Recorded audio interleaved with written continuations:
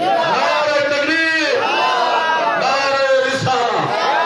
বন্ধুগণ আমার, মুর্শিদপুরের মতো পীর চেষ্টা করে দেখেন, বাংলাদেশের এমন কোন পীর নাই।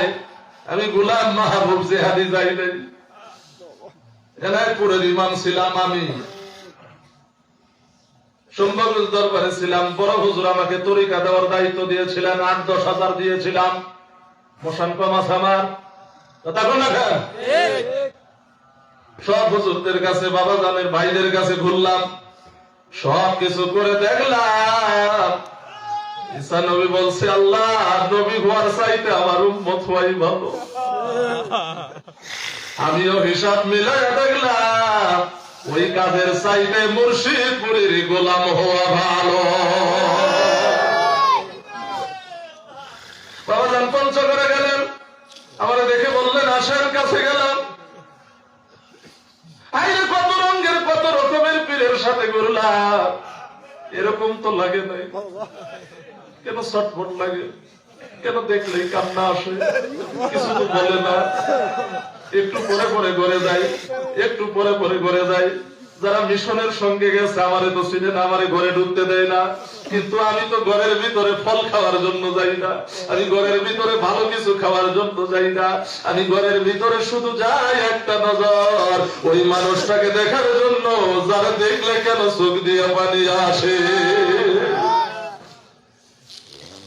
সূরা ইউনূসের 62 নম্বর আয়াত। তাফসীর ইবনে কাসির, হাফিজুল হাদিস আবুল ফিদা ইবনুল কাসির রাহমাতুল্লাহি আলাইহি লিখতেছেন, ব্যাখ্যা করতেছেন। আল্লাহর নবী বললেন, কিয়ামতের ময়দানে আল্লাহর ওলিদেরকে নূরের মিম্বরের উপরে বসানো হবে। উনি বললেন, আল্লাহর ওলি কারা? ওই জায়গায় লেখা হয়, আলা ইন্না আউলিয়া আল্লাযীনা ইযা যুকিরাল্লাহ, ওই মানুষটাই আল্লাহর ওলি রে, যার চেহারার দিকে তাকাইলে আল্লাহর কথা মনে হয়ে যায়। নবী তুমি নবীউল আম্বিয়া, যার কারণে বানায়া স্বর্গ আল্লাহ, সারা দুনিয়া গো নবী তুমি নবীউল আম্বিয়া। বন্ধুগণ, তখন আমি চিন্তা করে দেখলাম আমার এখানে মুরিদ হওয়াই ভালো, আমার তরিকা নেওয়াই ভালো। বাবাজান বললেন, আমি আপনারে দাওয়াত দিলাম, আপনি 6 দিন আমার মিশনে আলেম হয়ে থাকবেন। তখন আর কিছু বলা লাগে না, খালি বাবার সাথে ঘুরি, পাগল হয়ে গেছি। ছেলেটার সাথে ছিল, ছেলেটাকে বাড়িতে পাঠাই দিয়েছে। এই 6 দিন আর অন্য কোন দুনিয়াবি চিন্তা আমার ছিল না। 6 দিন পরে দাদু ভাই যখন বাড়িতে চলে যাব, বাবাজান যখন বাবাজানকে বিদায় দিয়া যখন বাড়িতে চলে যায়, বাবাজান আমারে বললেন, আপনি আবার দরবার শরীফে আসেন, আমি আপনারে দাওয়াত দিলাম। তখন বাবাজানের দাওয়াত পাই আমি দরবার শরীফে আসলাম। আসার পরে বাবাজান বললেন, আপনি যেই দরজার আলেম, আপনার উপযুক্ত জায়গা হলো মুর্শিদপুর। আমি মনে মনে কান্দি, বাবা গো,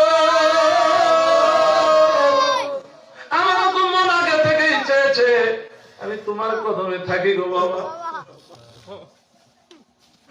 বাবা গো আপন জানিয়া তোমায় আমরা পর জানি না, তোমার বাংলা তুমি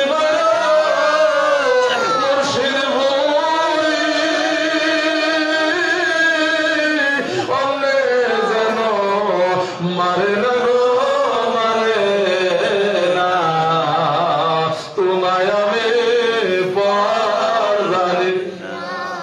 এই যে বলে না ভাই যদি গো বাবা,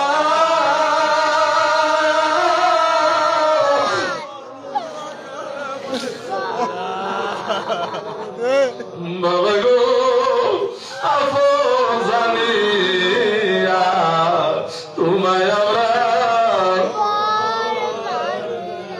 আপনারা বলেন তো, দুনিয়ার জমিনে বাবাজান আপনাদেরকে মুক্তি থেকে বাঁচাইতেছে, সমস্যা থেকে বাঁচাইতেছে, পরকালে আল্লাহর ওলি বাঁচাইতে পারে কি পারে না?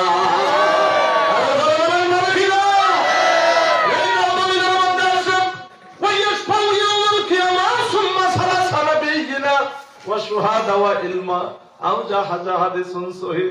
আমার নবী বলেন, উম্মত শুনো গো, কিয়ামতের ময়দানে 3 ধরনের মানুষকে সুপারিশ করার ক্ষমতা দেওয়া হবে।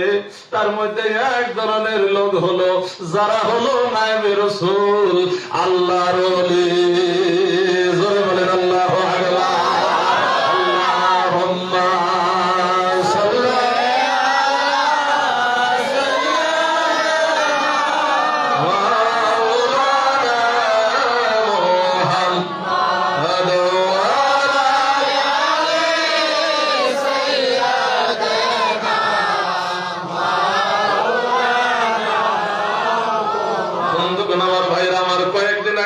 পঞ্চগড় এলাকায় একজন মানুষ মারা গেছে, আব্দুল হামিদ পাইনাল মুরব্বী। যেই বাড়িতে ফায়েজ হবে গেলেই বোঝা যায় এইখানে ফায়েজ আসবে, জাকেররা কাঁদবে, কথা কর, বোঝা যায় না? যখন আমাকে মিশনের একজন বলতেছে যে হাদি সাহেব খুব ফায়েজ পাচ্ছি, খুব ভালো লাগতেছে। আহা, ওলি আল্লাহর কলব থেকে আরেকটা কলবে একটা নেটওয়ার্ক তৈরি হয়, কথা বলেন ঠিক কিনা? ইচ্ছা করলেই ফায়েজ আসে না।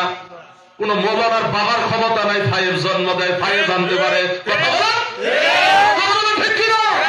ফায়েজের মালিক হলো আল্লাহর ওলি। জোরে বলেন আল্লাহু আকবার। ওই জায়গা থেকে যখন ট্রান্সফারের ভিতরে থেকে এই কলমের ভিতরে যখন কানেকশন তৈরি হয়ে যাবে, অটোমেটিক বাল্ব জ্বলে যাবে, ফায়েজ তৈরি হয়ে যাবে, চোখ দিয়ে পানি আসবে, কথা বলেন ঠিক কিনা? বন্ধুগণ আমার, ওই জাতির ভাই তখন তিনি মুর্শিদপুর দরবারে চলে আসলেন। আমার বাবাজানের কদমে মসজিদের ভিতরে গেলেন। বাবাজান তার দিকে তাকায় না, তার দিকে তাকায় না। উনি আবার চলে গেলেন বাড়িতে, যাইয়া বললেন, মাগো আমার, আমি তো চলে গেলাম মসজিদপুরে, কিন্তু আমার দিকে তো তাকায় না, তুমি আবার যাও। তুমি আচ্ছা, আপনারা কি মনে করেন আপনাদেরকে বাবাজান চিনে না? কথা বল না কেন, শরম লাগে? এই জায়গায় যতজন মানুষ আছেন হাদিস শরীফের রেফারেন্স দিয়ে বলতেছি, রূহের জগতে আমরা সব রূহগুলি ফানায়ে রাসূল, আওলাদে রাসূল, মুর্শিদ পরিবার বাবাদের সঙ্গে ওই জগতে ছিলেন। বিদায় বর্তমান এই জামানায় এসে আমরা মুর্শিদ পরিবারের কদমে গোলাম হতে পেরেছি। সেখানে হতো অনেক মানুষ চেষ্টা করে করে ওহাবি হয়েই মারা গেছে, বাবাজানের কাছে তরিকা নিতে পারে। উনি আবার চলে আসলেন মুর্শিদপুর দরবারে। আমার বাবাজান ডাক দিয়ে বললেন, আমার আত্মীয় কে যেন এনায়েতপুরি থেকে এসছেন, আপনি আসেন। তখন উনি মসজিদের ভিতরে, বাবাজান বললেন, আপনি না এনায়েতপুরের কাছে তরিকা নিতে চাইছেন, তাড়াতাড়ি বসেন, আপনি তরিকার বায়াত গ্রহণ করেন। জোরে বলেন সুবহানাল্লাহ। কারে পেয়েছি আপনারা? ওই আব্দুল হামিদ পাইনাল মুরব্বী পীর মুরিদকে কিভাবে বাঁচায় তার একটা উজ্জ্বল প্রভাব। পাইনাল মুরব্বী আগে বিশাল বড় একটা তাবলীগের দল করত, আমির ছিল অনেকদিন। বন্ধুরে আমার, উনি একদিন রাতের বেলায় স্বপ্ন দেখতেছে, তখনও তিনি বায়াত হয় নাই। স্বপ্ন দেখতেছে উনি সবার সাথে মাথায় করে টোপলা নিয়ে যাইতেছে, ঘাড়ে ব্যাগ নিয়ে যাইতেছে, সবাই সিরিয়াল ধরে যাইতেছে। যাইতে যাইতে ওনার একটু ওজোর হলো, প্রসাব করলো, করার পরে দলের মানুষ সবাই সামনে চলে গেছে। এমন সময় উনি তখন হাঁটতে হাঁটতে, সামনে একটা গর্ত ছিল, কুয়া ছিল, কুয়াটা দেখে নাই, কুয়ার ভিতরে তিনি পড়ে গেছে। কুয়ার ভিতরে পড়ে যাইয়া সাথী ভাইদেরকে ডাকে, সাথী ভাই রে, কেউ তার কথা শুনে না, সবাই তো চলে গেছে, শুনবে কথা কন, শুনবে? কিন্তু আমরা এমন সাথী ভাই, এক ভাই বিপদে পড়লে আরেক ভাই তারে বিপদে ফেলাইয়া যায় না।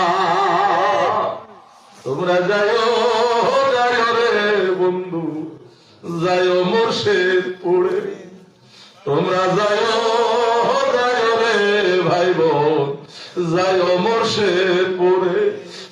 সদর জেলা শেরপুর হইতে একটুখানি দূরে, সদর জেলা শেরপুর হইতে একটুখানি দূরে। তোমরা যাইও রে বন্ধু, গো যাইও মুর্শিদ। বন্ধুগণ আমার, আমি মাঝে মধ্যে এই ঘটনাটা বলে থাকি। আমার পীর কেমন দরদি দেখেন। আমরা কাফেলা নিয়ে পঞ্চগড় থেকে আসি, 99 জন রাখাল। কয়জন? আমার সাথে আমার ছেলেটাও, আব্দুল্লাহ হিল গালিব আমার ছেলেটাও। এইবার মুর্শিদপুর দরবারে যে রাতের বেলায় কোরআন তেলাওয়াত দিয়েছিল সেটা আমার ছেলে। হ্যাঁ বন্ধুগণ আমার, 12 কিংবা 13টা আমাদের হাদিয়া মাল ছিল, মহিষ ছিল মুর্শিদপুর দরবারের হাদিয়া মাল। আমরা নিয়ে আসতেছি নৌকার ভিতরে, আমরা সবাই, আমিও শুয়ে আছি নৌকায়। এমন সময় ওই দিক থেকে লোহার একটা নৌকা, বালু বোঝাই করা, বিশাল বড় আকৃতির নৌকাটা এসে আমাদের নৌকার মাথামাতি এমন ভাবে লেগেছে। আমি মাথাটা উঠায় দেখি বাঁচা অনিশ্চিত। বাঁচা, আমি ভাবলাম আর বুদ্ধি নাই। খাদেম সাহেব উনি খালি চিল্লাইতেছে, খাজা বাবা দায়িত্বপুরি, খাজা বাবা সম্ভগঞ্জি, খাজা বাবা মুর্শিদপুরি, তোমার রাখালদেরকে বাঁচাও, তোমার রাখালদেরকে বাঁচাও।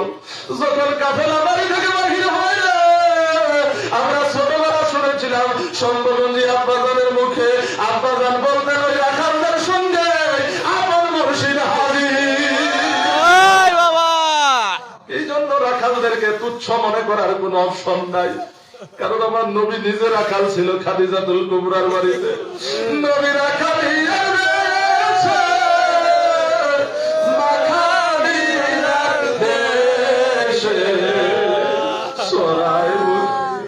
পাহাড় যে খুরসা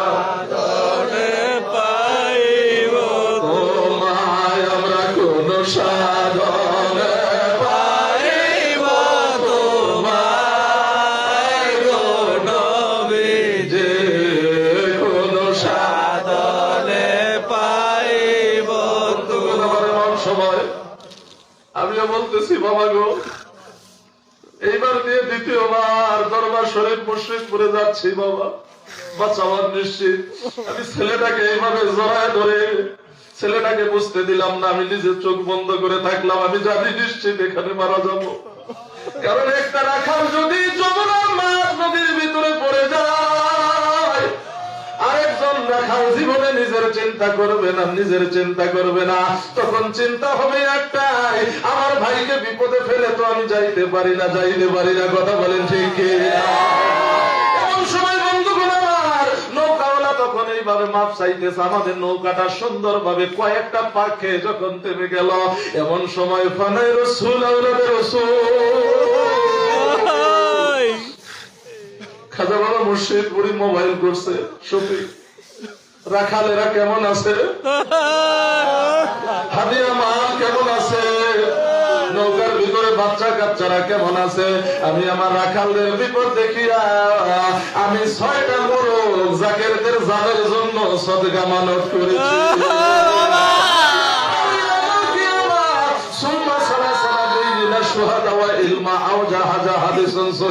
আল্লাহর নবী বলেন কিয়ামতের ময়দানে আল্লাহর ওলিগণ তার মুরিদদেরকে শাফায়াত করে আমার রাসূলের কদম মোবারকে পৌঁছায়া দিবে। ইয়া মুহাম্মদ মুস্তাফা নবী সাল্লাল্লাহু আলাইহি, ইয়া মুহাম্মদ মুস্তাফা নবী সাল্লাল্লাহু আলাইহি, ও শাফায়াতের কান্ডারি রাসূলুল্লাহ,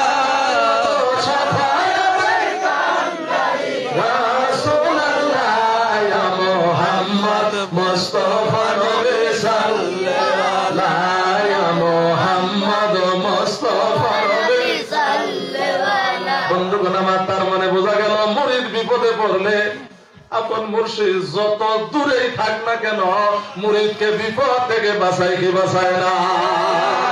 আরে জোরে বলেন, বাঁচায় কিনা? আমরা ওরকম একজন আল্লাহর ওলির সহবতে আসতে পেরে আপনারা খুশি না রাজা? খুশি। জোরে বলেন, খুশি না রাজা? এই জন্য সামনে মহাপবিত্র উরুস শরীফ আসতেছে। যারা যারা আপনারা